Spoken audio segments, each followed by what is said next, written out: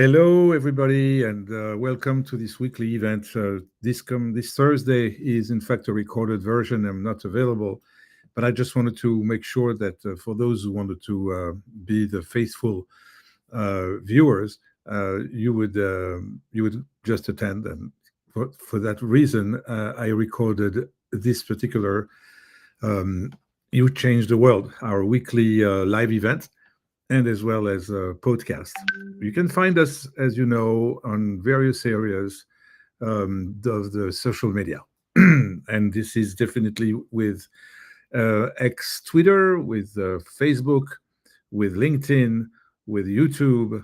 And for YouTube, I'm asking you please to subscribe. And then also Instagram. And then for podcast, it's the podcast usual Spotify and Amazon podcast and Apple podcast especially, where you can find the Change the World, and every series that you want to follow or want to watch from the past are available there, especially, I would say, on the YouTube channel for sure. So today I wanted to approach something that has an incredible value in coaching, but a big value for people who have difficulties to get out of their comfort zone for different situations. It's not the first time I'm talking about it, but here I'm going to talk about one thing that is one of your incredible, most precious asset, and that's your imagination. Of course, it's not for everybody to have that to the extent of some other people. So we all have different intensities and different levels of knowledge or talents.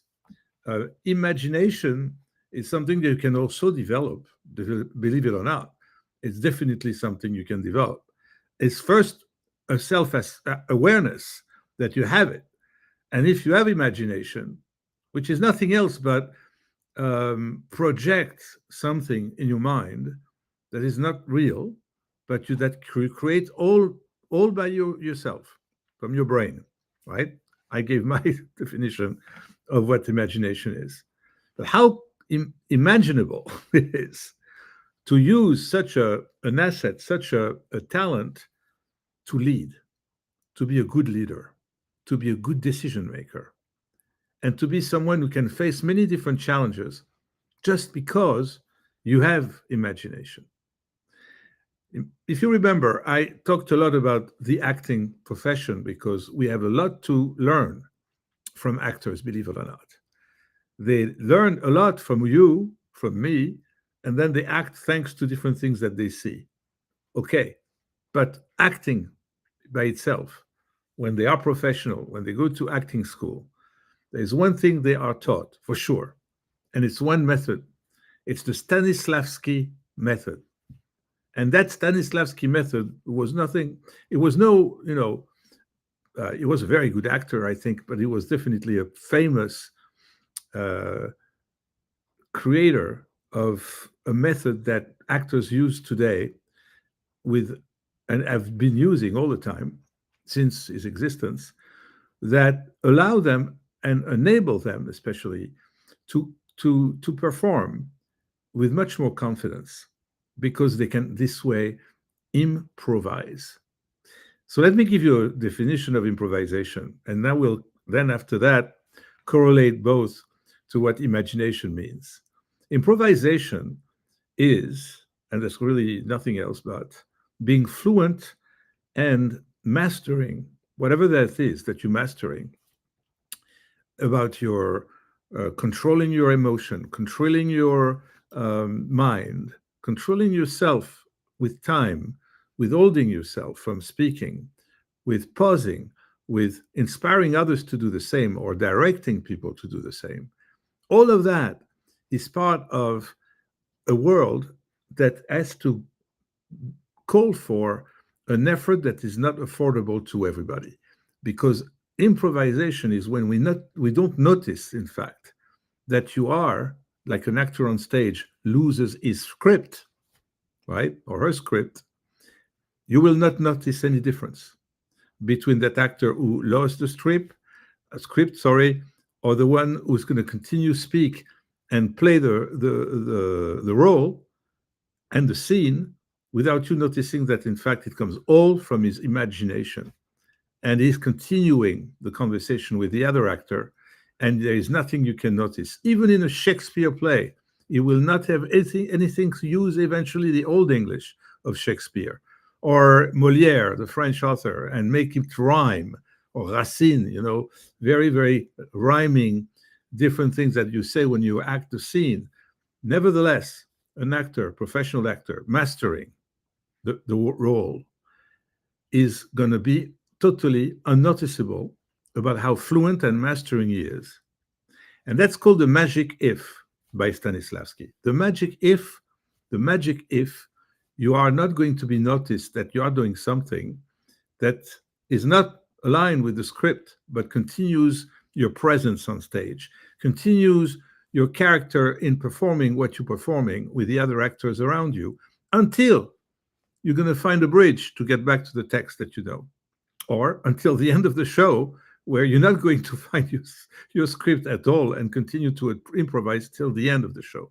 Then you will bring along with you all the other actors who will do probably the same, but they are all going to do something that they're mastering very, very well. It's what the author of the play wanted to convey, and that's what happens in music as well. You can absolutely lose something in the music, but be so good and fluent at what you're playing that you're going to continue until the end of a part of what you're playing without people noticing that you are improvising. Well, how do you get to this level of fluency and mastery? It's with visualization. That's the vector, that's the channel you're going to use, the conduit you're going to use to reach this level of mastery, because you have imagination and you can visualize yourself in a situation. That situation, an actor visualizes himself or herself, is the character that they play. It's not the first time I'm going to use this same example because everybody saw this movie, and that's The Godfather. So you're going to imagine Al Pacino, and you're going to imagine him before getting into this camera. And I like theater more than cinema, but for this example, we'll use the camera. And we know that for the same sake of being viewed by millions of people, when this thing is going to be edited and produced, he wants to be successful in the scene he's going to play. We don't want to replay and replay and replay. He has to be very, very good at what he does. What is he thinking about? What does he think about when he has to sit at this dining table with the family and make a point about his presence and who he is? He's the Godfather. He is the authority. He is the fear, the source of fear. And that's the way he leads his family. It's to get them scared, and not only his family, everybody. Yes, they are scared of him. He holds, almost like a king does, life and death. He can kill anyone he wants. And if he's not happy with you, you can just disappear from the face of the earth. How do you internalize this kind of role? How Al Pacino is going to look at himself in the mirror and really imagine, by closing his eyes, himself at this table in a few minutes when he's going to be in front of the camera, or in King Lear, Shakespeare, in front of a few hundred people in the theater when he's going to be under the spotlight. This is what an actor does. He internalizes the role, the character, as he understands it, as the author wants him to play it, as the director wants him to play it, but he's going to be most of the time the one to generate it. What I'm trying to say here is that author, director, any kind of external person that wants to influence him on how to play the Godfather will have a voice and he will have an ear to listen to, but he will play it the way, and that's why he's a good actor, the way he understands how he can play it the best, how he can be in the skin of this terrible person, the Godfather, dishonest, hypocritical, criminal, right? How can he get into this composed character? He has to compose it. He has to create it. There's so many other examples I could give you in cinema or in theater, but you understand me. The actor has to internalize the character, get into the skin of this personality, and then perform it so that really you experience, the audience, perform in front of the performance, experiences the godfather, as he is. And for him to bring that under the spotlight is a lot of work, like a musician, a violinist, because it's one of the most, difficult instrument. Probably my favorite one, but was probably for sure the most difficult one to play. Imagine the number of hours, Itzhak Perlman or any other performer has to spend on this instrument until they own that instrument, and it's almost part of their body. You can see it. It's like part of their body. It's another member of their body, an extension of their body, this violin, like for an actor. So that's how powerful the imagination can help someone visualize the reality of that scene on stage under the spotlight. So visualization is used in many, many aspects. Meditation, other holistic therapies and other things that people need to relax or to imagine themselves on the beach. And it's helped with kind of special music or hypnosis, all those external tools that are used for the person to be helped to visualize himself or herself or a group of people in a situation that is well described, an image or something like that. The power of visualization is unlimited. There was back in I think it was around 2006 or so, there was a series called The Secret. It was really, in fact, a book and written by, if I remember, written by Rhonda Byrne. And it was really a resource for the audience to really understand how successful individuals can be by visualizing their success. Just there was a famous story about this actor, what's his name? Oh dear, Jim Carrey, right? Before he became a superstar, he famously wrote himself a $10 million check for acting services rendered, post-dated, for 10 years in the future. So he visualized with all true and sincerity belief that he will achieve his dreams one day of being a star and of making this kind of money. And that's what made him famous in 1994 when he was offered $10 million for his role in Dumb and Dumber. So this is proven every day, and that shows really, that show especially shows visual, the power of visualization paired with a very clear will, an intention that is clear and strong, then persistence and belief, and all of that eventually will happen. And that's called The Secret. You had hundreds and hundreds of videos of testimonials of people using that secret technique of visualization to see themselves successful. And all those witnesses, and you can probably Google it or ChatGPT. ChatGPT would probably provide you some connections, some links, or maybe it's in a Netflix or in other video database where you can really find some of those testimonials of the secret. Have a look. You'll see people witnessing and really witnessing and sharing their experience of visualization and where it took them to. Entrepreneurs, big names in the business and the artistic field and medical field. You'll see some people telling you that thanks to visualization, they reach an incredible level of mastery. And that mastery allows them, again, not only to improvise, but to do all kinds of things that thanks to the fact that they experience it in their mind, they can make it real and make it happen. I'm sure that if you are watching me from the beginning today to this point, you got the point. I'm sure that you understand that if you are a person who has difficulty handling or confronting someone in a difficult conversation, in a conflict, if you are someone, and many of you are, shy, introverted, resistant to, and I'm more than resistant. You are completely, unable to function in some situations, that visualization, like hypnosis, it has a little bit to do with both of them the same. It has to do with getting to your subconscious and getting you to be used, to get used, to see and experience something that you are in fact imagining. So we're not living in a myth.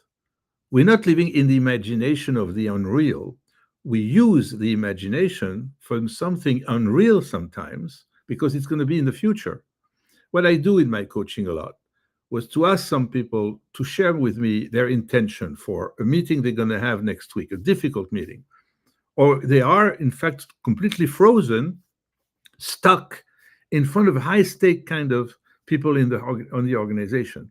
If they have to make a presentation and they are below, I don't know, 6 levels of this vice president or senior vice president, and they are in the room, they kind of freeze already. They just psychologically can't handle it. It's going to be a freeze, a froze, a total freeze. Sorry, a total freeze. Not able to talk, not able to make any sense in what they're speaking, and they're going to be clumsy and they're going to be unclear. So it is an ideal situation for a coach like me because I love this particular type of coaching when I can really help someone get out of this, of this frozen situation and unstuck that person. Thanks to what? Thanks to that person's imagination. Thanks to visualization. Thanks to closing that person's eyes, imagining them himself or herself in that room tomorrow and next week with this particular person. They know the person or they don't. But here in my case that I want to give as an example, that person knows the other one that they're going to meet with. It's a difficult person. It's a stubborn person. It's a person who resists to change. It's someone who rejects change.